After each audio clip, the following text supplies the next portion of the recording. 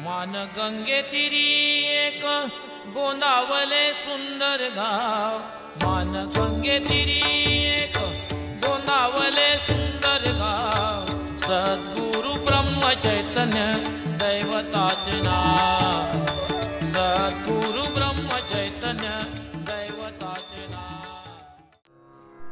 सर्वांना सप्रेम श्रीराम समर्थ। समर्थ सद्गुरू श्री ब्रह्मचैतन्य गोंदवलेकर महाराज यांचं चरित्र आपण सर्वजण गुरुकुल शिक्षा यूट्यूब चॅनलच्या माध्यमातून दररोज क्रमशः ऐकत आहात। आपल्या दररोजच्या प्रथेप्रमाणे आदरणीय महाराजांना अभिवादन करूयात आणि आजचा कथाभाग बघूयात।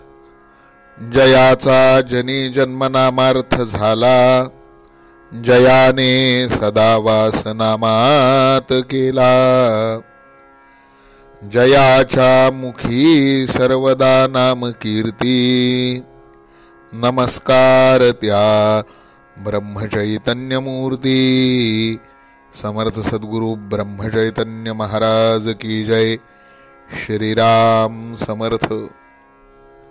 श्रोते हो, समर्थ सद्गुरु श्री ब्रह्मचैतन्य महाराज ज्यांनी 1876-1877च्या दुष्काळाच्या काळामध्ये दुष्काळाचा कहर उडालेला असताना दुष्काळी आवर्षणाच्या परिस्थितीमध्ये लोकांची उपासमार टळावी म्हणून त्यांनी लोकांच्या हाताला काम दिलं, लोकांना अन्नदान केलं, लोकांना श्री रामनामाचा आधार दिला आणि एक खूप मोठं महत्त्वाचं सामाजिक कार्य, आध्यात्मिक कार्य, समाजाला धैर्य देण्याचं कार्य श्री महाराजांनी त्या काळात केलं। याच काळात एक अत्यंत महत्त्वाची अशी घटना महाराजांच्या बाबतीत घडली। त्या घटनेविषयी आज आपण आजच्या चरित्र भागामध्ये पाहणार आहोत। भारतवर्ष त्यावेळेला परकीयांच्या ताब्यात होतं। ब्रिटिशांची सत्ता आपल्या रामकृष्णांच्या देशावरती होती आणि संपूर्ण भारतवर्षात इंग्रजांच्या विरुद्ध क्रांतीचा प्रयत्न देखील मोठ्या प्रमाणावरती सुरू झाला होता। 1857 साली एक खूप मोठा उठाव आपल्या भारत देशात झाला। इंग्रजांची सत्ता घालविण्याकरता 1857चं ते स्वातंत्र्य समर झालं।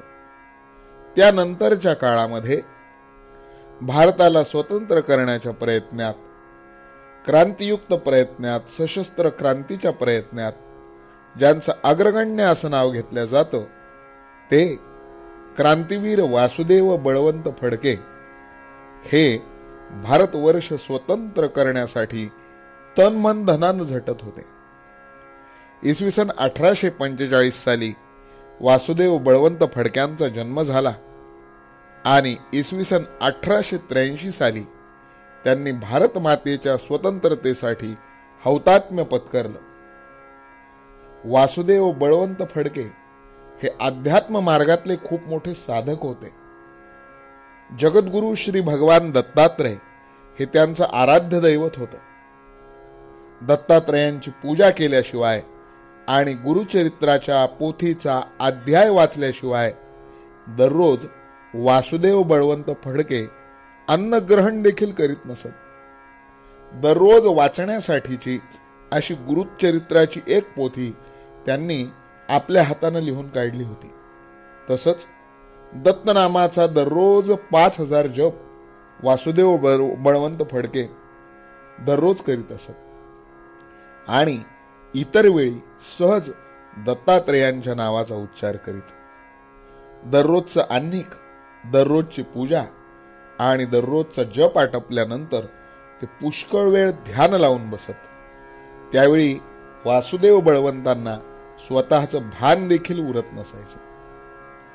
अक्कलकोटचे स्वामी समर्थ श्री नृसिंह सरस्वती स्वामी महाराज, श्री माणिक प्रभू महाराज, श्री काळबोआ महाराज इत्यादी सत्पुरुषांची दर्शनं वासुदेव बळवंत फडक्यांनी घेतली होती। वासुदेव बळवंत फडके असं म्हणतात, अक्कलकोटला स्वामी समर्थांना देखील भेटायला गेलेले होते आणि त्यावेळेला स्वामी समर्थ सध्याच्या वटवृक्ष मंदिराच्या जवळ असणाऱ्या मुरलीधर मंदिरात बसलेले होते. ज्यावेळेला वासुदेव बळवंत फडके स्वामी समर्थांना भेटायला गेले त्यावेळेला वासुदेव बळवंत फडक्यांकडची तलवार स्वामी समर्थांनी त्यांच्याकडून घेतली आणि ते ज्या लिंबाच्या झाडाखाली बसले होते त्या लिंबाच्या झाडावर त्यांनी ती तलवार ठेवून दिली आणि वासुदेव बळवंत फडक्यांना स्वामी समर्थांनी सांगितलं की हा सशस्त्र क्रांती करता योग्य काळ नाही. तुम्ही जरी सशस्त्र क्रांती केली तरी देखील त्यात तुम्हाला यश येईलच असं नाही. आणि ती तलवार स्वामी समर्थ महाराजांनी उंच अशा लिंबाच्या झाडावर ठेवून दिली होती. ज्या फांदीवर ते स्वामी समर्थ महाराजांनी वासुदेव बळवंत फडक्यांची तलवार ठेवून दिली होती, अक्कलकोट मधले लोक असं सांगतात की केवळ त्याच फांदीची कडुलिंबाची पानं गोड लागत असत. काळाच्या ओघात हा लिंबवृक्ष नष्ट झाला आणि मुरलीधर मंदिरामध्ये त्याच जागेवर त्याच लिंबाच्या झाडाच्या ढोलीतून पुढे औदुंबर वृक्ष उगवला. तो औदुंबर वृक्ष आजही अक्कलकोटच्या मुरलीधर मंदिरामध्ये आपण गेल्यावर आपल्याला पाहायला मिळतो. तत्कालीन अध्यात्म मार्गातल्या अनेक सत्पुरुषांच्या भेटी वासुदेव बळवंत फडक्यांनी घेतल्या, पण स्वातंत्र्य मिळण्याकरता, अनुकूल काळ येण्याकरता पुष्कळ अवकाश आहे असं त्यांना प्रत्येक सत्पुरुषांनी सांगितलं आणि त्यांना क्रांतिकार्यापासून परावृत्त करण्याचा प्रयत्न अनेक सत्पुरुषांनी केला.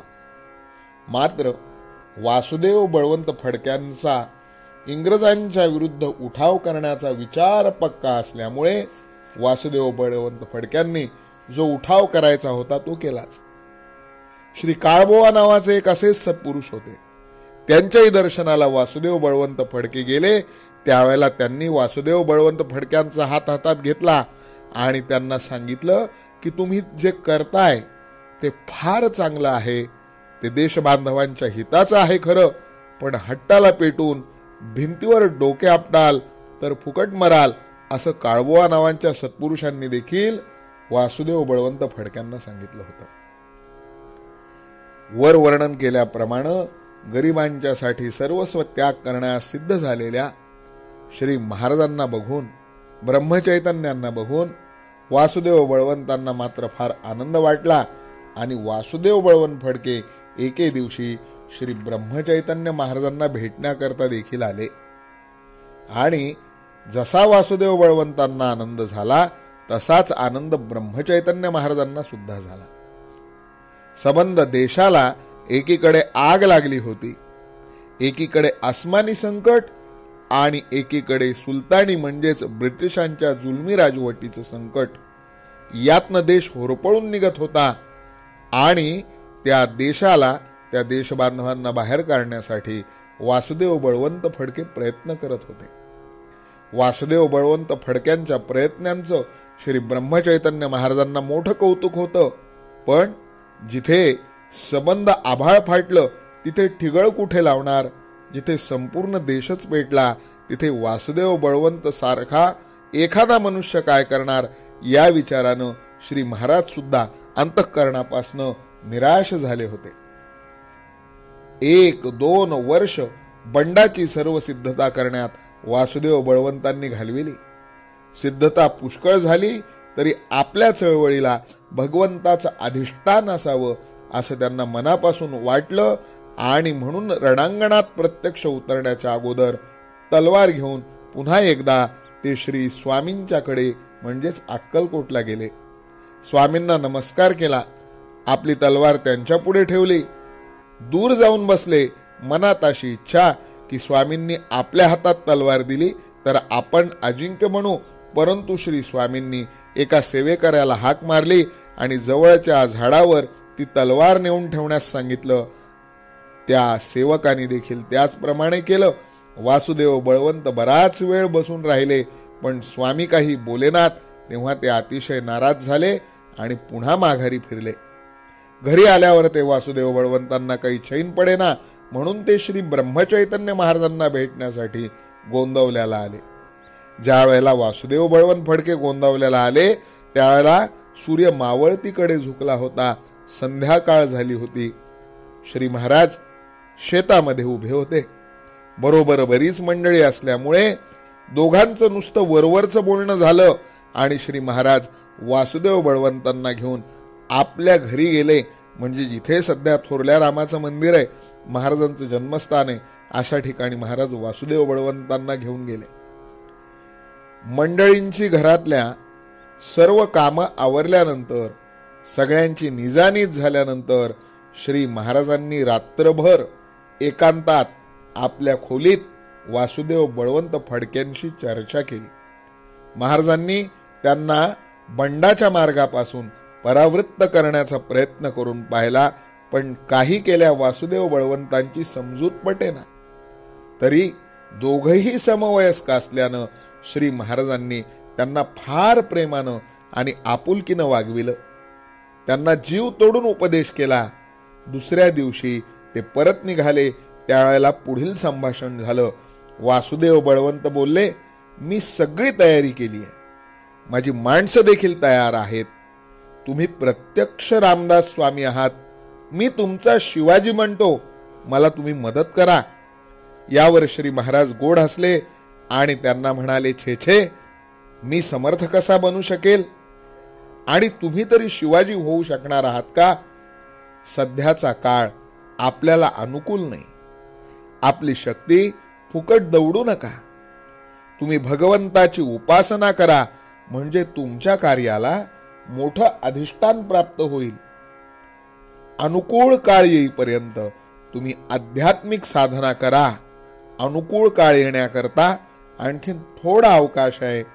हे श्री महाराजांचे शब्द ऐकून वासुदेव बळवंत फार चिडले आणि म्हणू लागले, आहारे साधू, असं म्हणून त्यांनी श्री महाराजांच्या तोंडापुढे हात ओवाळले आणि ते तडक पुण्याला चालते झाले. पुढे थोड्याच दिवसात वासुदेव बळवंतांनी बंडाचं निशाण उभारलं. अल्पावधीत जिकडे तिकडे वासुदेव बळवंतांचं नाव गाजवून निघालं आणि शेवटी होऊ नये ते झालं. सन 1879च्या जुलै महिन्यात सरकारनं विश्वासघातानं वासुदेव बळवंतांना पकडलं आणि वासुदेव बळवंतांवर ते देशद्रोहाचा खटला भरला. वासुदेव बळवंतांना सरकारने कैद केलं. ही बातमी श्री महाराजांच्या कानावर आली. महाराजांना फार वाईट वाटलं. महाराज निराश झाले. महाराज इतकंच बोलले, अरे रे, आपल्यापैकी एका चांगल्या माणसाचा घात झाला. रामरायानं यापुढे त्यांचे फार हाल करू नयेत. 4 वर्षाच्या काळानंतर इसवी सन 1883 साली एडनच्या तुरुंगात वासुदेव बळवंतांना हौतात्म्य प्राप्त झालं. भारत मातेचा एक सुपुत्र भारत मातेची मुठभर माती आपल्या उराशी कवटाळून भारत मातेला आपलं जीवन समर्पित करता झाला.